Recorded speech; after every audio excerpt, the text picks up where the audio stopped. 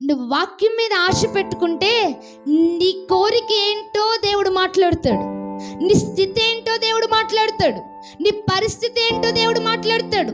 ప్రభువా నువ్వు నాతో మాట్లాడు, ఈ విషయం గురించి నేను కనిపెడుతున్నాను, ఈ విషయం గురించి నేను ఎదురు చూస్తున్నాను, నీ వాక్యం ద్వారా నాతో ఏం మాట్లాడుతావు నువ్వు మాట్లాడు, నీ మీదే నేను ఆశ పెట్టుకున్నాను, నీ వాక్యంలో నుండి నువ్వు ఏం మాట్లాడతావు నేను ఆశ పెట్టుకున్నాను ప్రభువా, నువ్వు నాతో మాట్లాడు అంటే దేవుడు ఏం చేస్తాడో తెలుసా?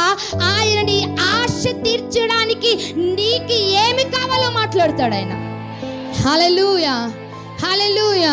అందుకే కీర్తనకారుడైన దావీదు అంటాడు, అయ్యా నీ వాక్యము మీద నేను ఆశ పెట్టుకున్నాను.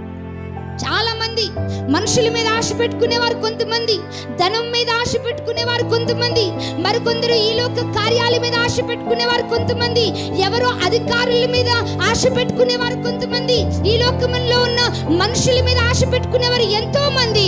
అయితే ఎవరి దేవుని వాక్యం మీద ఆశ పెట్టుకుంటారు అని అంటే, దేవుని యొక్క వాక్యమును ప్రేమించేవారు వాక్యం మీద ఆశ పెట్టుకుంటారు.